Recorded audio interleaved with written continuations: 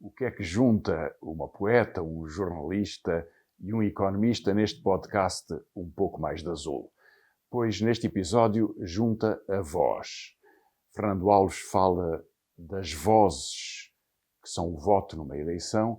Rita Taborda Duarte fala-nos da exposição de Eduardo Gageiro, que fotografa o silêncio e, portanto, dá voz àquelas pessoas. E eu falarei da voz que o povo terá no próximo domingo.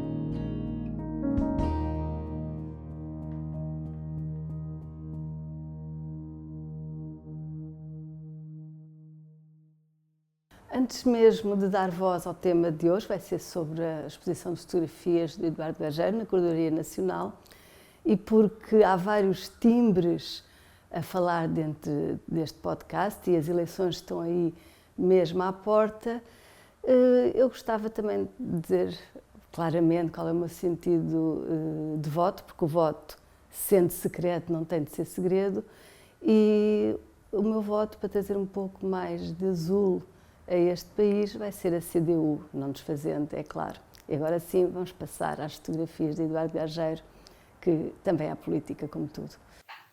Hoje gostava de lembrar Factum, a exposição de fotografias de Eduardo Gageiro, que foi inaugurada por estes dias na Corredoria Nacional. O gatilho do podcast de hoje, já o dissemos, é voz. E não por acaso escolhi justamente uma mostra fotográfica para falar de voz, ou seja, daquele sopro que nasce primeiro como respiração tímida, quase clandestina nos pulmões, e que na laringe ganha corpo e ganha som. De repente, o que era só ar, etéreo e material, passa a ocupar espaço no mundo. E logo a voz deixa de ser somente timbre e tom para se transformar em sinal. Portanto, metáfora da opinião, ou se quisermos, símbolo concreto de uma existência. Algo que existe, algo que resiste só pelo pequeno poder de apagar o silêncio e mostrando. É que fotografar não significa somente preservar uma imagem ou cristalizar o presente num outro tempo e num novo espaço. Não é só fazer prolongar a memória de um passado pelo futuro dentro, nem sequer é somente uma maneira de tornar o oculto visível para claro conhecimento de todos. Mais do que isso, fotografar é dar voz e fazer perdurar o seu eco até aos dias de hoje. Até a estes dias atuais, em que o tumulto ruidoso dos discursos mais vazios abafa tudo em torno, até e principalmente a memória. Os primeiros fotógrafos, sabemos, foram sobretudo retratistas. É evidente porque as primeiras câmaras, além de pesadas, eram incómodas. Não se conciliavam assim com a vontade de andar por aí à procura de mundo que se deixasse capturar pela caixa obscura. Só mais tarde, aliás, bem mais tarde, se concedeu à máquina fotográfica o poder de resgatar real ao real, dando literalmente a ver o que alguns pretendiam calar. Da fotografia como prova de poder económico, a dos retratos, se passou ao poder da fotografia como denúncia social. Aí, ao poder de mostrar o mundo fora de portas, se acrescentou o dever de o interpretar e de o reconstruir. Para o ensaísta Northrop Frye, a arte começa com o mundo que construímos e não com o mundo que vemos. Mas se isto é verdade e válido para o olhar artístico, também o é para o simples ato de ver, que aliás não é nada tão simples quanto isso. Portanto, se é válido para o olhar artístico, também o é para o simples ato de ver, para o olhar ao encontro do mundo, aliás, melhor, não ao encontro do mundo, o olhar de encontro a ele, aliás, mesmo nele embatendo e de preferência com força, de preferência com estrondo.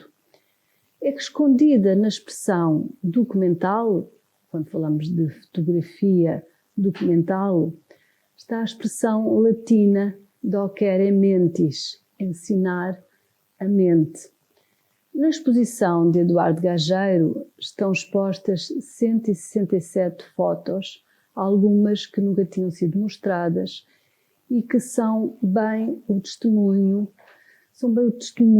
de um país em vários tempos, que aqui se documenta, no fundo, que aqui se ensina.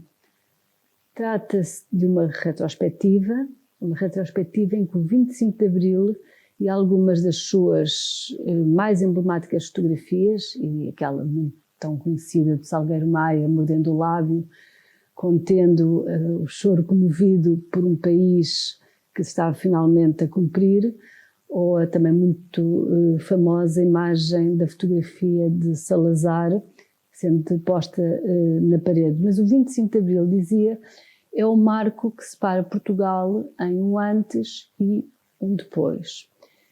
E na exposição encontramos fotografias desde os anos 50 até à mais recente, a foto livre, uma fotografia já a cores, do gesto de ternura entre dois rapazes nas comemorações de 25 de Abril de 2023. É o mapa sociológico de um país que ali se vê em vórtice. Logo à entrada, uma sequência de uma família cigana. Logo depois, fotografias dos imigrantes, dos pescadores, as manifestações reprimidas do Dia do Estudante, a geometria tão simbólica da construção da ponte sobre o Tejo, as cheias dos anos 60 e com elas a exposição da miséria iluminada pela Câmara. E mesmo depois de Abril se vê o país empobrecido, herdeiro ainda por tantos anos do desamparo rafado ao fascismo. O país no lastro da religião, com as fotografias de olhares sobre a fé, a que se vão juntar também os retratos por Gageiro de personalidades artísticas, políticos, ou ainda os retratos, podemos chamar os retratos de outros silêncios, aqueles que falam por dentro das imagens. Nesta retrospectiva, assume-se que, ao fixar-se o visível com a câmara, é sobretudo a ética de quem fotografa que se revela e não só o do fotografado. Uma das mais incríveis fotografias da exposição, que aliás nunca havia sido exposta, é uma fotografia de 1964 e mostra-nos Salazar em São João do Estoril. Na foto, Salazar está de costas, sem ninguém em torno. Só ar em volta e em frente o mar só. Quase se ouve na fotografia a sua voz a rouquejar orgulhosamente sós. Na legenda, Eduardo Gageiro explica a foto e é uma das poucas em que isto acontece. Eduardo Gageiro explica a fotografia, ou melhor, explica-nos este poder da imagem como uma voz que, sem se ouvir, combate o silêncio e cita a legenda. Nesta ocasião, estava eu e estavam vários outros fotógrafos. Simplesmente, eles só fotografaram Salazar e os navios lá ao fundo porque era o início de uma regata qualquer. Eu fiz essas fotografias, mas também fiz esta. As outras, publiquei-as no Século Ilustrado. E esta, fila para mim. Na altura, não a publiquei, claro, nem poderia fazê-lo, porque seria logo mal interpretada. Seria lida como a imagem de um homem só. Mas uma coisa de que nunca tive foi medo. Uma correção, se for possível fazê-la. Esta fotografia nunca seria mal interpretada. Pelo contrário, seria sempre bem interpretada, já que esse era de facto o real que era preciso dizer de alta voz, mas que nenhum dos outros fotógrafos conseguiu ver e conseguiu registar. Paul Minsky imagina o epitáfio de um grande poeta como aquele que nada deixou escrito. Esse silêncio, acrescenta o poeta, serão as suas obras completas. Manuel de Barros, também poeta brasileiro, começa o primeiro poema do livro justamente intitulado Ensaios Fotográficos com estes versos. Difícil fotografar o silêncio. No entanto, eu tentei. Penso que esta mesma fotografia na exposição Factum transforma Eduardo Gageiro, neste sentido, num poeta, num verdadeiro poeta. Não só fotografa o silêncio, como lhe dá voz. É, portanto, sobre a voz que vos quero falar. As vozes que se ouvem numa campanha eleitoral ou a voz que o povo vai falar no próximo domingo. E para isso apresentarei 3 reflexões, uma sobre sondagens e o que tem sido este universo de referência sobre as expectativas eleitorais, o segundo sobre o que tem sido a campanha dos vários partidos, das grandes alternativas, e em terceiro lugar sobre o que podemos esperar dos vários contextos que podem ser definidos na votação do próximo domingo. Começo precisamente sobre os dados que temos, que são as sondagens. E as sondagens são notavelmente limitadas. Já sabemos o que aconteceu na última sondagem. Primeira nota, houve uma diferença entre o que era dado na expectativa dos últimos dias da última campanha eleitoral e o que depois veio a acontecer. A diferença foi da ordem dos 10 pontos percentuais, gigantesca, cerca de 500 mil de votos. O que significa que as sondagens se enganavam. Na verdade, um dos organizadores da comunicação da campanha eleitoral do Partido Socialista, precisamente o partido que veio a ganhar com maioria absoluta, muito mais do que as sondagens lhe davam, depois escreveu um livro dizendo como mentem as sondagens, afirmando que ele sabia, e o seu partido sabia, que as sondagens estavam enganadas, ou que estavam a mentir, porque a distribuição dos indecisos era feita de uma forma deformada e enganava, criando uma expectativa de um empate e de uma dramatização que não ocorria na realidade nessa campanha eleitoral. Portanto, quando olhamos hoje para sondagens em que ao mesmo tempo nos dizem uma diferença entre a AD e o PS da ordem de 8 e 9 pontos percentuais, num caso, e noutro caso da ordem de 1 ponto ou de 2 pontos, percebemos que há alguma coisa que está enganada. Não pode haver 2 sondagens certas quando elas são tão contraditórias e elas já nos enganaram na última campanha eleitoral. Portanto, cuidado com estas sondagens. Agora, porquê que elas são tão deficientes?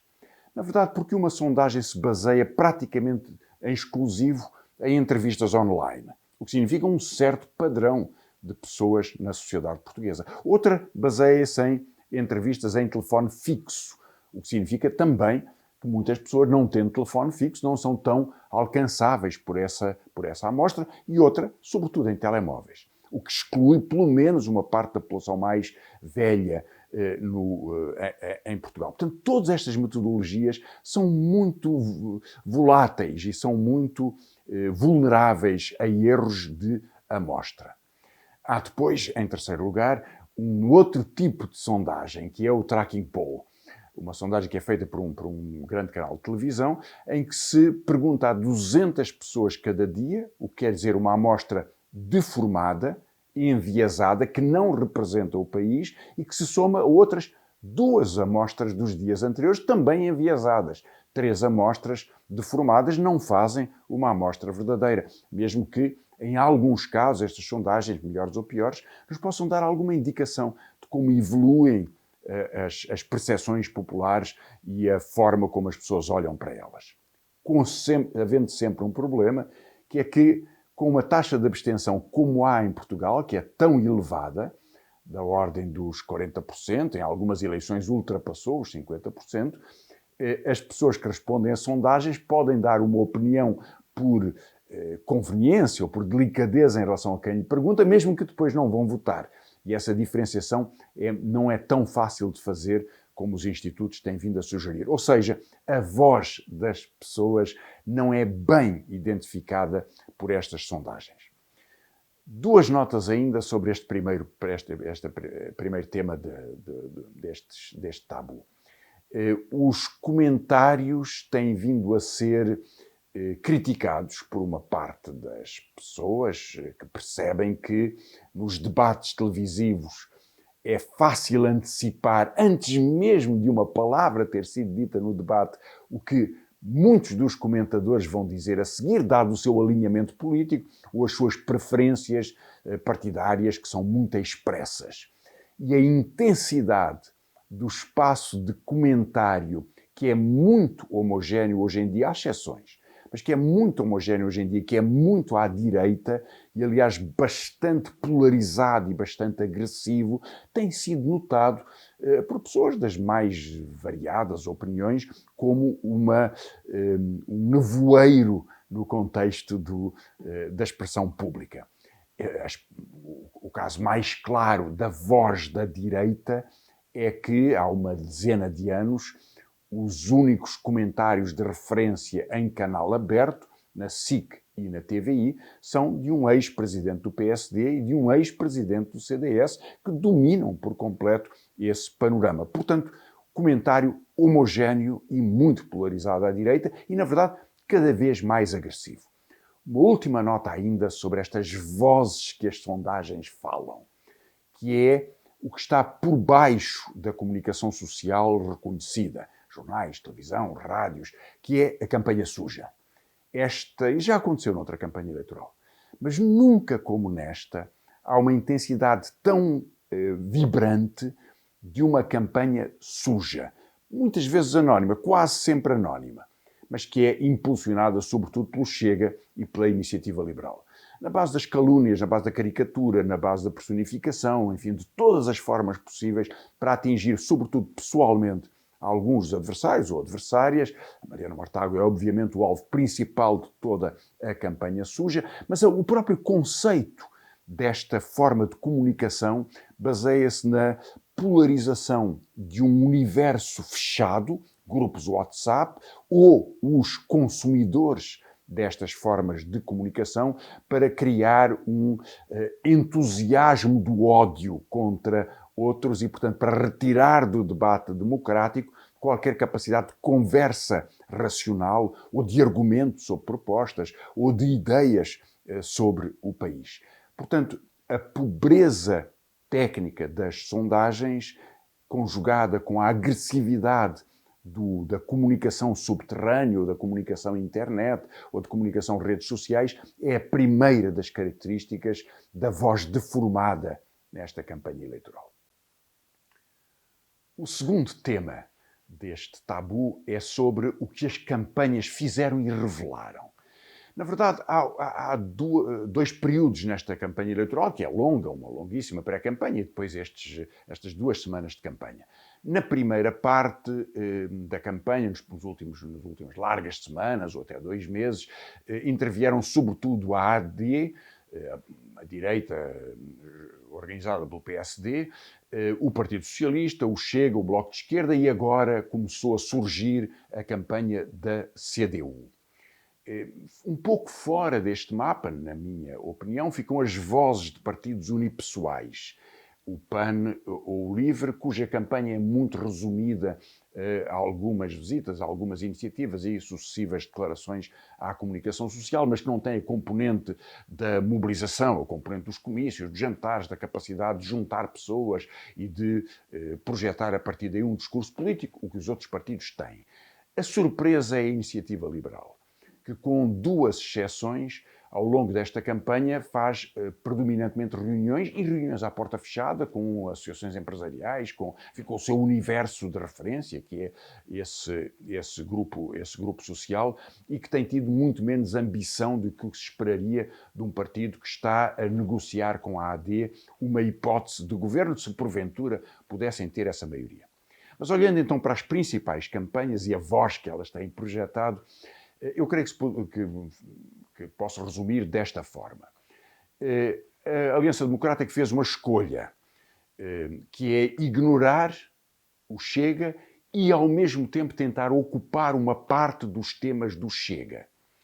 Isso foi feito particularmente por Pedro Passos Coelho, com a imigração, a segurança associada aos imigrantes e até com uma referência muito misteriosa ao conteúdo da educação nas escolas para poder ver-se aí algum eco do bolsonarismo sobre uma pretensa doutrinação que as escolas fariam, enfim, que é grotesco, mas foi aquilo que ele veio sugerir. Agora, Passos Coelho é a representação da ala da AD, do PSD, que passa uma rasteira a Montenegro e que, na verdade, quer uma aproximação ao Chega.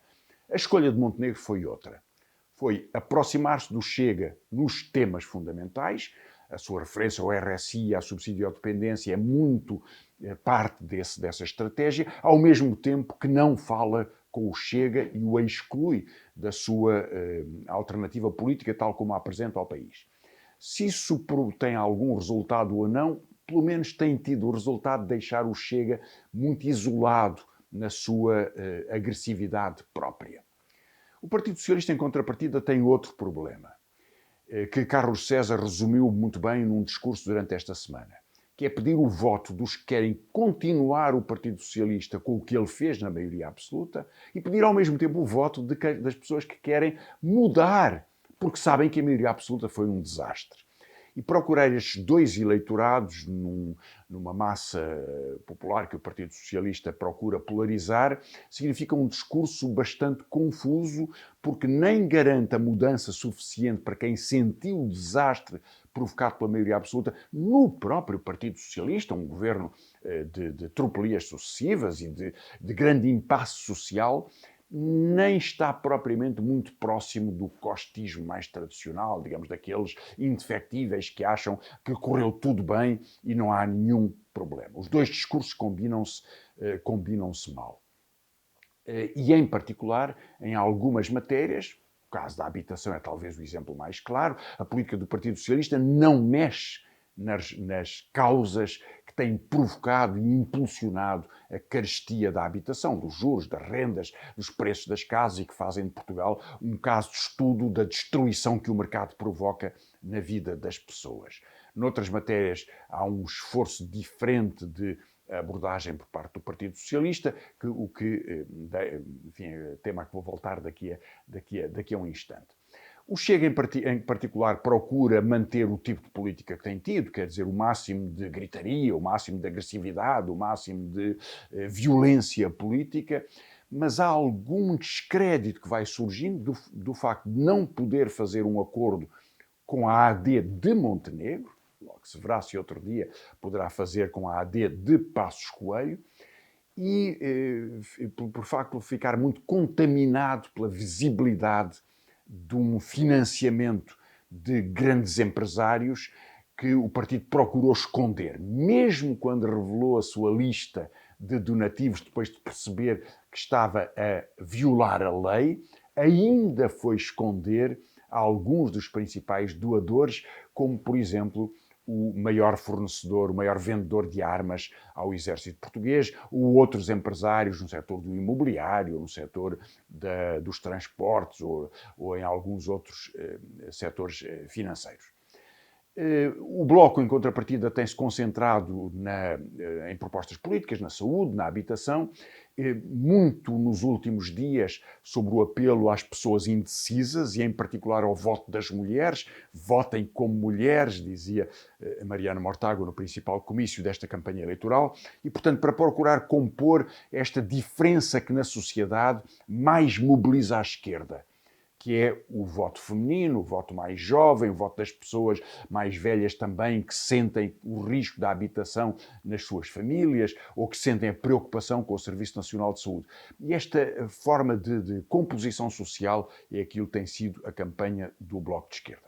A CDU, que recuperou desde os últimos dias, tem apresentado em contrapartida um esforço grande para se aproximar de uma base sindical que tem estado mais desmotivada e que voltou a aparecer na iniciativa da CDU.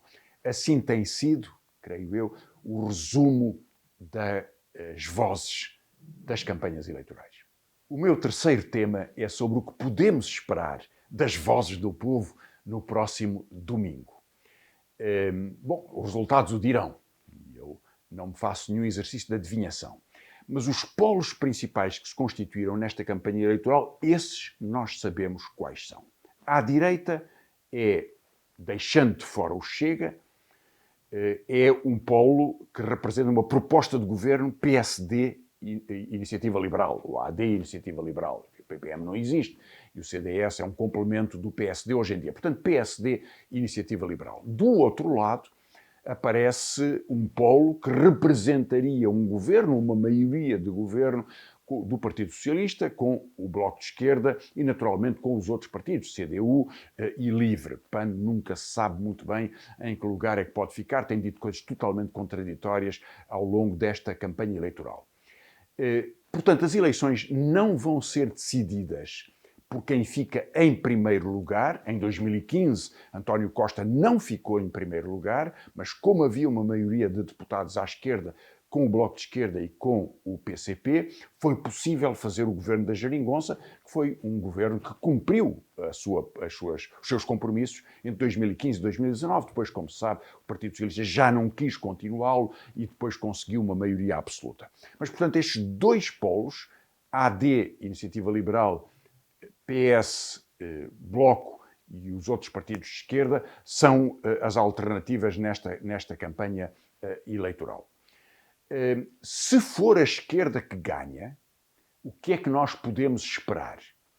Podemos esperar sempre um acordo muito difícil de trabalhar, que é muito exigente, porque agora não se trata simplesmente de fazer aumentar o salário mínimo, também se trata disso. Mas trata-se sobretudo de reparar alguns dos desastres da maioria absoluta ou dos problemas que ela agravou em particular na estrutura do Estado, na estrutura das políticas públicas, na justiça dos impostos, no combate a benefícios fiscais injustificados. Esse é um dos problemas mais importantes, na resolução da crise da habitação com medidas que possam começar a ter já alguns efeitos e ser estruturantes ao longo dos próximos anos, ou em medidas que tenham a ver com a educação, com a transição climática, com a transição energética e que possam, portanto, representar não só uma alternativa política que barra a direita, mas imediatamente uma resposta para a vida das pessoas. Isto porquê? Porque nós estamos a viver uma crise do regime. 50 anos depois de 25 de Abril, não se pode esconder que o regime político, como ele foi constituído, com o mapa político que foi constituído, do qual só houve duas grandes alterações no século XXI, que foi a formação do Bloco de Esquerda e agora a formação do Chega, esse mapa político mudou e muda porque não há uma maioria que resulta de algum destes polos. Portanto, teremos ciclos políticos mais vulneráveis a contradições. Teremos sempre um governo que não tem a maioria absoluta do Parlamento. Se for à esquerda, terá contra ele o PSD e a IEL e o Chega do outro lado. Se for à direita, terá também uma situação de grande vulnerabilidade. Portanto, a chave da resposta a esta crise do regime, é encontrar medidas que voltem a organizar a sociedade, que permitam uma transformação mobilizadora, que permitam o entusiasmo, a solução para a vida das pessoas no imediato. O que significa no imediato na saúde, o que significa no imediato nas rendas ou nos juros. É por isso que creio que é tão importante a proposta para baixar os juros a partir de uma iniciativa da Caixa Geral de Depósitos e o efeito que isso pode ter de arrastamento sobre o conjunto da sociedade. Fechar os olhos ou pensar que se pode ter uma gestão longa de 4 anos de um ciclo político não tem qualquer viabilidade. É, portanto, nós estamos perante uma sociedade em que a extremização da direita para a extrema-direita transforma as condições da política. As campanhas sujas impulsionam essa transformação. O contexto europeu, as eleições europeias daqui a poucos meses, ou as eleições norte-americanas, ou as eleições alemãs, na verdade, e as norte-americanas em outubro, tudo isso são grandes pressões para uma transformação da estrutura da política. A única resposta que a esquerda pode dar é a voz do povo. É responder por uma mobilização que alarga a sua capacidade de comunicação, que traz segurança à vida das pessoas naquilo que é o seu salário, o que é a sua pensão, o que é o combate à pobreza, o que é a qualidade da escola para as crianças, ou é o alargamento das creches para os mais pequenos, e que é também a tranquilidade da vida dos pensionistas e das pensionistas. E desse ponto de vista é tão importante o voto das mulheres. Na verdade, o voto das mulheres vai desequilibrar nos últimos dias, vai decidir a campanha eleitoral, porque, mais do que todas as outras pessoas, as mulheres são essa voz da tranquilidade, da segurança, da mobilização, do encontro e do respeito de todos e de todas as pessoas entre si. Creio que essa é a voz que vai decidir as eleições no próximo domingo. Os cartazes espalhados pela cidade dizem-nos que o voto torna a nossa voz mais forte. Da voz com que varamos o vento, sublinham muitos o grave tom ou a aguda dissonância. Há vozes de trovão, outras de cana rachada, vozes ciciadas, titubeantes e outras tão firmes que parecem ter sido esculpidas. Há vozes capazes de erguer do chão os temerosos e outras que parecem suplicar uma urgência aflita. Aqui estamos com as nossas vozes. Não são vozes de karaoke. São vozes de gente que não se deixa ficar calada. Há dias fui convidado a participar num comício do Bloco de Esquerda. Diz ao que vens vindo, disseram-me. Usa a voz, dizendo pouco que seja e pouco foi. E foi assim. A voz ganha uma dimensão operática que está presente nas grandes transformações sociais, quando se faz coro, quando se faz polifonia. A voz abraça. A voz é um olhar que se ouve. A voz é tão tátil como o olhar. A voz ou é tátil ou de pouco vale. O que fazemos, pois, da nossa voz para conquistarmos o direito a distingui-la de uma corneta? Estamos à porta de eleições e esse é sempre um momento em que beneméritos, mais ou menos democratas, nos lembram que é chegada a hora de dar a voz ao povo. Como se o povo tivesse sido concebido para a mudez nos longos intervalos entre liturgias. Tive a felicidade de, ao longo da vida, usar a voz como ferramenta. Também com a voz sinalizei, muitas vezes, politicamente, uma escolha de campo. Não tenho cartão de partido ou de agremiação. Voto à esquerda, sempre à esquerda. Já votei de modo diverso, sempre à esquerda. Nunca tomando como critério o tom de voz daqueles que vão adiante, fazendo o caminho, antes privilegiando o que me pareça a palavra nítida, precisa, sem ambiguidade, aquela que se afigura capaz de abrir novas possibilidades para, como os do Bloco dizem, com apreciável clareza, construir uma vida boa. Ter uma vida boa. A primeira vez que escutei a Mariana Mortágua dando voz ao compromisso de lutar por uma vida boa, fui tocado por aquilo que a voz dela trazia. Esse tão pouco, tanto. Essa complexidade simples. Esse modo de juntar as palavras umas às outras por amor e não por sintaxe, como defendia o poeta Manuel de Barros. Não deixes de nos chamar para esse lugar onde o nosso quintal pode ser maior do que o mundo, Mariana. Ter uma vida boa é aceder a uma organização justa da nossa vida, privilegiando uma inquieta e nunca concluída destrinça entre o melhor e o mais, E isso está nos antípodas daquilo que a mesquinhez e a frivolidade punitiva definem como andar à boa vida. Ter uma vida boa é ter uma vida digna. Ora, se outros circunstancialmente poderosos armadilham esse direito elementar, não nos restará senão erguer a voz, não lhes dando descanso neste caminho para o encontro. A nossa voz deve dizer ao que vai, mas deve estimular no outro uma fala humana em voz alta, sem slogans, sem formulários militantes, a todo o tempo, a cada dia, e não apenas nas datas estabelecidas, para, como dizem certos oficiantes de uma liturgia oca, dar a voz ao povo.